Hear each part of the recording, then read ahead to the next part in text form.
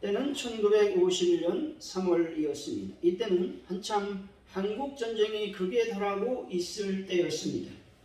한국전쟁이 일어나고 1951년 3월 유엔군의 참전으로 말미암아 북한군이 북쪽으로 밀려갔다가 이때에 중공군의 지원을 받아서 남쪽으로 공격해 내려오고 있었습니다. 북한군에게 다시 서울을 빼앗기고 남쪽으로 후퇴하던 상황에서 미군은 중요한 결정을 내리게 됩니다. 대규모 비행단을 서울 상공에 진입시켜 폭격 작전을 감행하기로 결정했다는 것이죠. 미군의 폭격 작전은 영국군과 유엔군의 거센 반대에 부딪히게 됩니다. 왜냐하면 수도 상공에서 융단 폭격을 가하면 미처 피난 가지 못한 수많은 한국 사람들이 죽게 된다는 것이죠. 하지만 미군은 영국군과 유엔군의 반대에도 불구하고 이국이 비행단을 출격시키게 됩니다.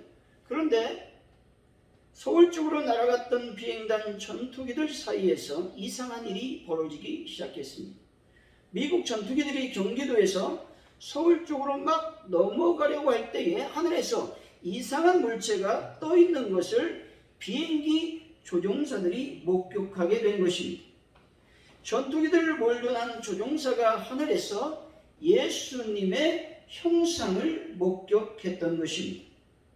이 목격은 출국했던 다수의 조종사들이 이구동성으로 본부에 보고하게 되는 것입니다.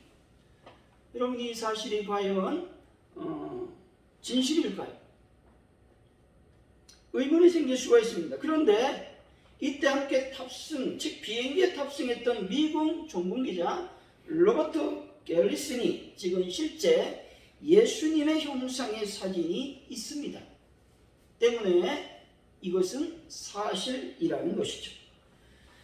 결국 미군 전투기들은 퇴각을 했고 서울에서 피난 가지 못했던 수많은 한국 사람들의 목숨을 구할 수가 있었던 것입니다.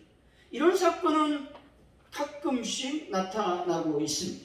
2009년에 나타나는데 소말리아 폭동 속에서 예수님의 모습이 나타났습니다. 실제로 2009년 말레이시아에서 찍힌 예수님의 사진이 있습니다. 예수님은 5분 동안 정지된 상태로 미 해병대 앞에 나타났다는 것이죠. 이렇게 예수님께서 실제로 나타나신 모습을 통해서 우리는 임마누엘 하나님을 경험하게 되는 것입니다. 마태복음 1장 23절이죠. 보라, 처녀가 잉태하여 아들을 낳을 것이요 그 이름은 임마누엘이라 하리라 하셨으니 이를 번역한즉 하나님이 우리와 함께 계시다 함이라 말씀합니다. 우리가 어머니 뱃속에 있을 때부터 하나님은 나와 함께 계셨습니다. 아니, 그 이전부터 하나님께서 나와 함께 계셨음을 여러분들은 꼭 믿으시기를 바랍니다. 지금 이 시간, 아니 우리 평생 동안 예수님께서는 우리와 항상 함께 계시다는 진리를 믿으시기 바랍니다. 하나님께서 우리와 함께 하시면서 아무것도 안 하시고 그냥 곁에만 있는 것이냐? 아니라는 겁니다. 하나님 우리와 함께 하시면서 반드시 에베네셀 하십니다. 에베네셀이라고 하는 말은 도움의 돌이라고 하는 뜻으로서 하나님께서 여기까지 우리를 도우셨다라고 하는 의미가 있습니다.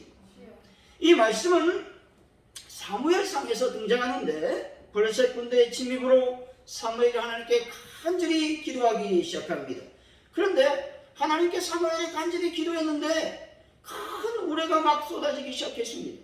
그래서 블레셋 군대가 어지럽게 됨으로 말미암아 그들이 퇴각하게 되어 이스라엘이 승리하게 되는 사건이 있었습니다. 이때 사무엘이 미스바와 센 사이에 돌을 세우게 되는데 이 돌을 도움의 돌 에베네셀이라고 말했습니다. 신명기 31장 6절의 말씀입니다. 너희는 강하고 담대하라. 두려워하지 말라. 그들 앞에서 떨지 말라. 이는 내 하나님 여호와가 그가 너와 함께 가시며 결코 너를 떠나지 아니하시며 버리지 아니하실 것임이라 하고 아멘. 하나님은 여러분과 함께 여러분 인생을 여러분 도와주실 것입니다. 또한 여러분들을 떠나지도 버리지도 아니하실 것임을 여러분 믿으시기를 바랍니다. 사랑하는 성도 여러분, 하나님께서 여러분과 함께 하심을 굳게 믿으시고 오직 예수님을 믿어 하나님의 도우심을 날마다 경험하는 귀한 분들이 되시기를 예수 이름으로 간절히 축원드립니다. 오늘 본문은 고넬료 가정에서 베드로의 설교 장면의 말씀입니다.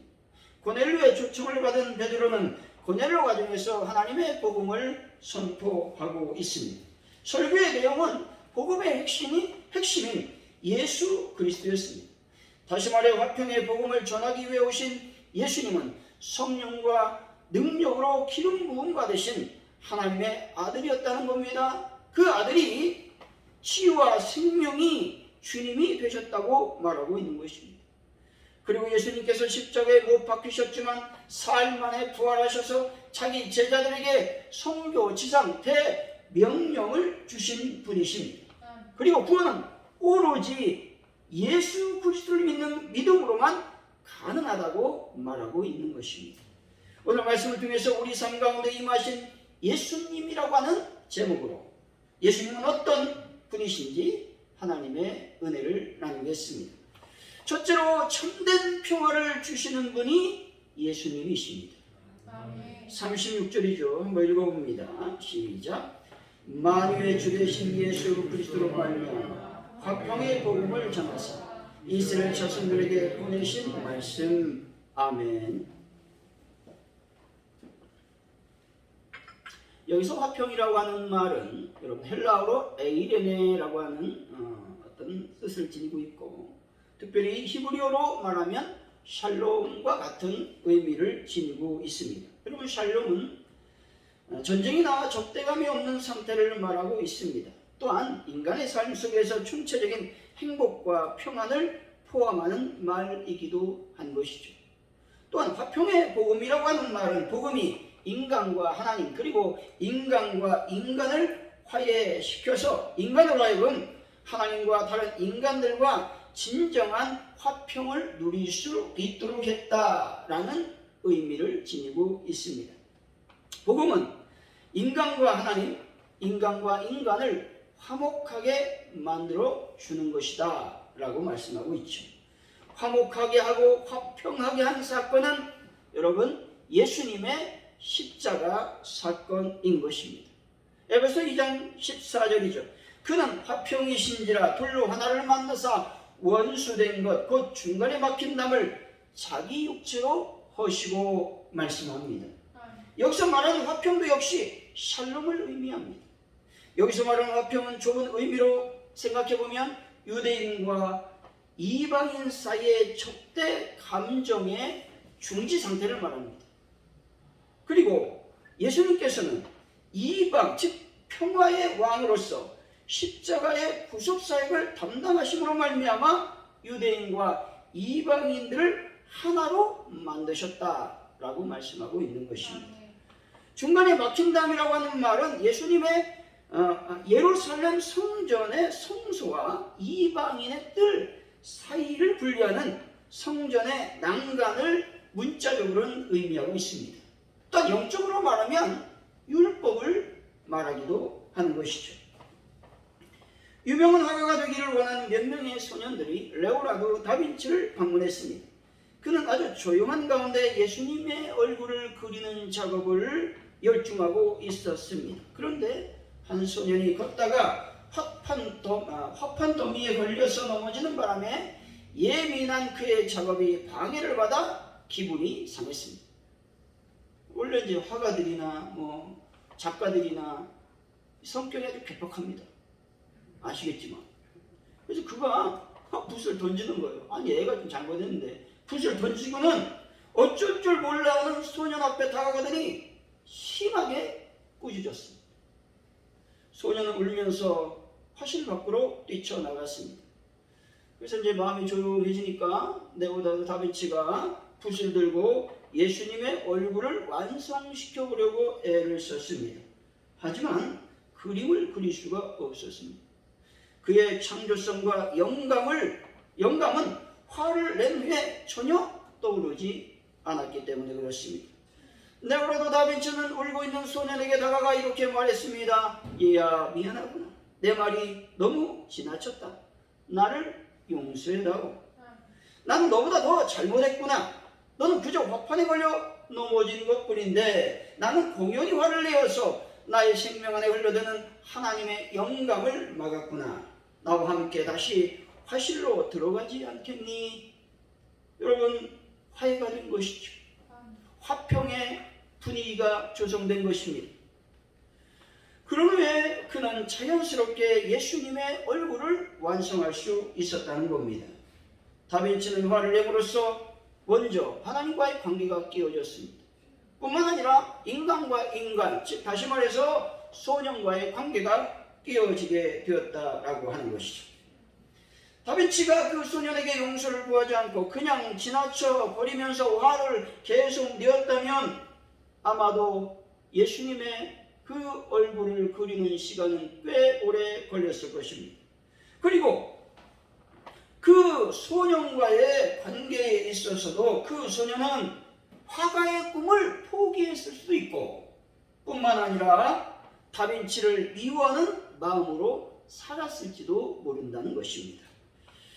로마서 5장 1절이죠. 그러므로 우리가 믿음으로 의롭다 하심을 얻었은즉 우리 주 예수 그리스도로 말미암아 하나님으로 더불어 화평을 누리자 말씀합니다. 화목하게 하는 삶에서 하나님의 평화와 기쁨 그리고 하나님의 능력이 나타난다는 것입니다.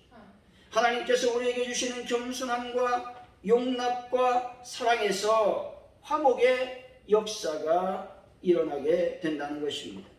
평화를 깨뜨리는 역사는 교만과 우월감 그리고 열등감, 자기 비하의 감정에서 나타나게 된다는 것입니다. 화목하게 하는 책임은 예수 그리스도 안에서 우리와 화목하게 하신 하나님께서 우리에게 맡기신 책임이란 사실을 기억해야 되는 것입니다. 모든 사람들에게는 저마다의 짐이 있습니다. 또 결점이 있습니다. 어느 누구도 남의 도움 없이 인생을 혼자서 헤쳐나갈 수는 없다는 것이죠. 그러므로 우리들은 서로에게 위로와 또 충고, 협력에 의해서 서로 돕고 서로 도와주며 살아가야만 되는 것입니다. 하나님과의 관계에 있어서도 화목을 깨는 악한 죄악을 멀리 해야만 되는 것입니다. 사랑하는 성도 여러분, 예수님께서 십자가로 우리와 화목하게 하셨으니 우리도 하나님과 더불어 화목하며 친구와 이웃과 그리고 성도들 간의 화평의 삶을 살아가는 귀한 분들이 되시기를 예수 이름으로 간절히 축원드립니다. 둘째, 예수님은 성령의 능력이 충만하신 분이었다고 말씀합니다. 38절이죠. 한번 읽어봅니다. 시작. 하나님이 나사렛 예수에게 성령과 능력을 기름부터 다셨으니 그가 누워 다니시며 선한 일을 행하시고 마귀에게 물린 모든 사람을 고치셨으니 이는 하나님이 함께 하셨으리라. 아멘.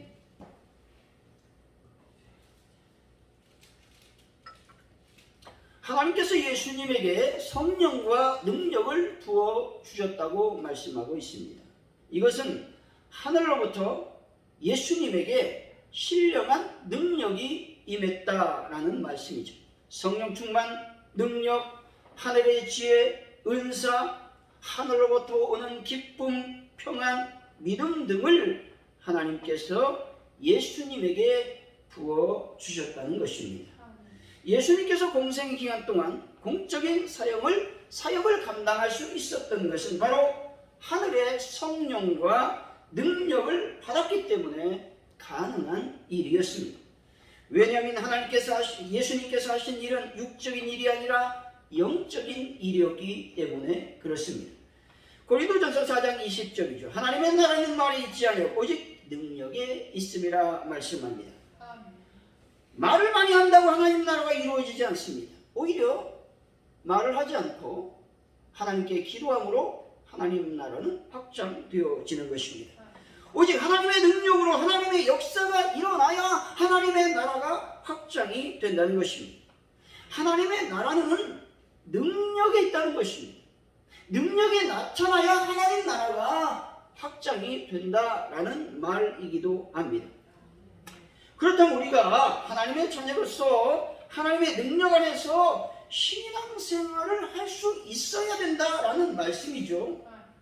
말만 많은 삶이 아니라 하나님의 능력이 나타나는 신앙생활을 해야만 된다라는 것이죠. 성령과 능력을 생각해보면 성령에 충만한 사람들은 일반 사람들이 생각하지 못하는 절대적인 상황을 만들어내는 것을 보게 됩니다. 다시 말해서 하나님의 영으로 충만하면 불치병을 단번에 고치는 은사를 받을 수 있고, 무섭고 힘센 귀신은 다 내어주는 축사의 은사를 받을 수도 있습니다. 죽은 사람을 살리기까지 하는 인간의 한계를 초월한 일들을 행할 수 있다라는 것입니다. 이런 기적들은 성령님이 아니고서는 설명할 수도 없고 일어날 수도 없는 하나님의 역사인 것입니다. 사사기 13장 24, 25절입니다. 그 여인이 아들을 낳으며 그 이름을 삼손이라 하니라. 그 아이가 자라며 여호와께서 그에게 복을 주시더니 소라와 에스다올 사이에 마하나난에서 여호와 영이 그를 움직이기 시작하셨더라 말씀합니다.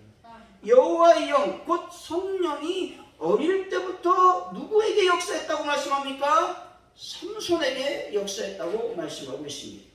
삼손이 딥나의 포도원에서 젊은 사자를 맨손으로 죽였습니다.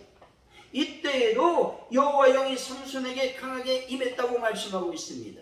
사사기 14장 6절의 말씀입니다. 여호와 영이 삼손에게 강하게 임하니 그가 손에 아무것도 없이 그의 사자를 염소 새끼를 찢는 것 같이 찢으셨으나 그는 자기가 행한 일을 부모에게 알리지 아니하였더라 말씀합니다. 삼손의 손에는 아무것도 없었습니다. 그런데 젊은 사자를 염소 새끼를 찢듯이 찢었다는 겁니다. 젊은 사자는요, 힘의 상징입니다. 젊은 사자를 이긴다고 하는 것은 결코 쉽지 않은 일이라고 하는 것이죠. 역사상 힘이 강하게 센, 즉 매우 힘이 센 상징의 이름이 누구냐? 삼손이었습니다. 그런데 그가 왜 이렇게 힘이 센 사람이 되었느냐? 하나님의 성령에 충만하기 때문에 가능했다라고 하는 것이죠. 예수님은 어떠하셨습니까? 예수님께서 마귀에게 눌린 자를 고쳐주셨다고 말씀하고 있습니다. 마가복음 9장 25절이죠. 예수께서 무리가 달려와 모이는 것을 보시고 그 더러운 귀신을 꾸짖어 이르시되 말 못하고 못 듣는 귀신아 내가 내게 명하노니 그 아이에게서 나오고 다시 들어가지 말라 하시며 말씀합니다. 어릴 때부터 귀신 들린 아들을 둔 아버지가 예수님에게 그 아들을 데리고 왔습니다. 여러분, 예수님이 그때는 없었는데 제자들에게 그 사실을 알렸는데 제자들이 아무리 기도해도 귀신이 나가지 않는 겁니다. 그때 예수님이 오셨을 때 그 아버지가 아들을 놓고 간절히 예수님께 부르짖어 기도하는 겁니다. 이 아들의 형편이 어떠했느냐? 귀신이 사로잡으면 거꾸로 졌고 거품을 흘리면서 이를 갈고 파리해졌다는 겁니다. 귀신이 그 아들을 죽이려고 불과 물에 자주 던져졌다라고 하는 것입니다. 이때 아들의 아버지는 예수님께 믿음 없음을 도와달라고 크게 소리를 질렀다는 것입니다. 예수님께서 이 아들의 귀신을 쫓아냈다는 것이죠. 귀신이 예수님의 명령 한마디에 그 아들에게 나오는 것입니다. 예수님은 마귀에 눌린 자를 지금도 고쳐주시고 있음을 여러분이 믿으시기 바랍니다. 예수님께서 침상에 누운 중풍병자를 일으켜 세워주셨다고 성경은 말씀하죠. 마태복음 9장 6절 7절 중간절입니다. 중풍병자에게 말씀하시되 일어나 내 침상을 가지고 집으로 가라 하시니 그가 일어나 집으로 돌아가야겠네 말씀합니다. 중풍병자가 어떻게 일어날 수 있습니까? 그는 일어날 수도 없었고 걸을 수도 없었습니다. 그런데 예수님의 내 침상을 들고 집으로 가라고 하는 명령 한마디에 중풍병자가 일어나는 것입니다. 우리가 하나님의 사역을 감당하려면 성령과 능력으로 충만한 삶을 살아야 된다라고 하는 것이죠. 사랑하는 성도 여러분, 예수님께서 성령과 능력으로 충만하셨듯이 여러분들도 성령으로 충만을 받아서 하나님의 사역을 잘 감당하는, 또 칭찬받는 귀한 분들이 되시기를 예수 이름으로 간절히 축원드립니다. 셋째, 예수님은 어떤 분이라고 말씀합니까? 구원자일 뿐만 아니라 재판장이 되신다고 말씀합니다. 42절이죠. 한번 읽어봅니다. 시작. 우리에게 명하사 백성에게 전도하되 하나님의 살아있는 자와 죽은 자의 재판장으로 정하신 자가 곧 이 사람인 것을 증언하게 하셨고. 아멘. 예수님은 살아있는 자와 죽은 자의 재판장, 다시 말해서 심판장이 되신다고 말씀하고 있습니다. 예수님 우리를 구원하시기 위해서 십자가에서 보혈을 흘려주셨습니다. 근데 여기서 끝이 아니라 하나님께서 예수님을 죽은 자 가운데서 일으키사 다시 살려주셨다고 말씀합니다. 예수님은 죽음을 이기시고 부활하셨음을 믿으시기 바랍니다. 아멘. 우리가 익숙한 말은 무엇이냐? 예수님이 구원자라고 하는 사실이죠. 하지만 예수님께서 재림하실 때는 구원자일 뿐만 아니라 재판장이 되신다는 것을 여러분 결코 잊어서는 안 된다는 것이죠. 사도신경에 보면 거기로부터 살아있는 자와 죽은 자를 심판하러 오시리라는 고백이 있습니다. 살아있는 자와 여러분 죽은 자, 여러분 심판하러 오신다는 겁니다. 누가? 우리 예수님께서. 다시 말해서 예수님은 재판장, 심판장이 되신다고 말씀하고 있는 겁니다. 여기서 말하고 있는 살아있는 자라고 하는 의미는 좁은 의미로 말하면 육신을 입고 있는 자라는 말씀이고, 넓게는 천상에 있는 영적 존재들, 다시 말해서 천사들과 사단의 세력들까지를 포함하는 살아있는 육체와 영들을 말합니다. 죽은 자라고 하는 말은 육체가 죽은 자를 말하고 있습니다. 영이 죽은 자를 말하며 영과 육이 모두 죽은 자를 말하는 것이 죽은 자다라는 것입니다. 결국 예수님께서 재림하실 때에 심판하실 대상은 육체를 가진 모든 사람과 영들을 말하는 것입니다. 예수님께서 심판장으로 오신다는 것은 무슨 말이냐? 우리들의 삶을 우리들이 돌아봐야 된다라는 것입니다. 왜냐하면 성경에서는 우리의 삶을 어떻게 살았느냐에 따라서 양이 될 수도 있고 염소가 될 수 있다고 말하고 있기 때문에 그렇습니다. 최후의 심판대 앞에서 인간들의 의인과 악인, 구원받을 자와 구원받지 못할 자, 하나님의 백성과 마귀의 백성을 엄격하게 구별하기 때문에 그렇습니다. 한 스승이 4명의 제자에게 중요한 질문을 던졌습니다. 사람이 죄의 유혹을 당할 때 그것을 극복하는 가장 좋은 방법이 무엇인가? 라고 질문을 던졌습니다. 그때 제자들이 심각하게 고민하고 숙고한 끝에 다음과 같은 결론을 내렸습니다. 우리의 죽음을 생각하면 죄의 유혹을 물리칠 수 있습니다 말했습니다. 또 어떤 제자는 죽음 이후에 심판을 떠올리면 되는 겁니다 말했습니다. 또 하나님 나라의 기쁨과 소망을 생각하면 죄를 몰아낼 수가 있습니다 말했습니다. 또한 죄의 유혹을 물리치는 최상의 방법은 죽음 뒤에 닥칠 지옥의 고통을 떠올리는 것입니다 말했을 때에 스승은 제자들에게 이렇게 말했습니다. 너희들의 대답은 모두 옳다. 그러나 그보다 훨씬 좋은 방법이 있다. 그것은 죄의 유혹을 만날 때 예수 그리스도의 고난, 즉 십자가의 고난과 보혈을 생각하는 것이다. 죄악을 물리치는데 이보다 더 강력한 무기는 없다라고 말했습니다. 여러분, 죄악 중에 살면 심판을 면할 수가 없습니다. 하지만 예수의 보혈을 생각하면, 또 예수의 보혈을 의지하면 모든 유혹과 죄악을 이길 수 있음을 여러분들이 믿으시기를 바랍니다.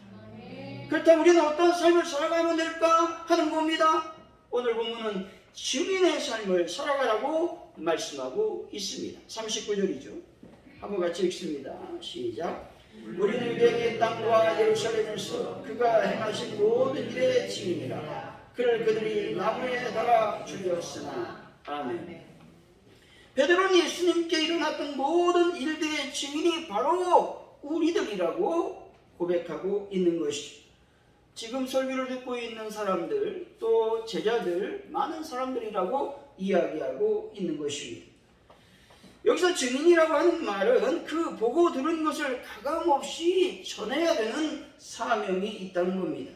따라서 저와 여러분들은 복음의 증인으로서 복음을 증거하며 살아가야 된다고 말씀하고 있는 겁니다. 결론적으로 말하면 예수님은 평화를 주시고 성령의 능력이 충만한 분이라고 말씀하고 있습니다. 또한 예수님은 마지막 날, 마지막 때에 심판장으로 오신다고 말씀하고 있는 것이죠. 때문에 우리는 예수 그리스도의 증인의 삶을 살아가야 되는 것입니다.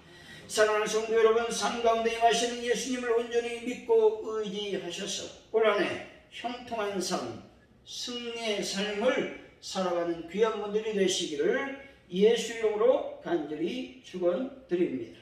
기도합니다.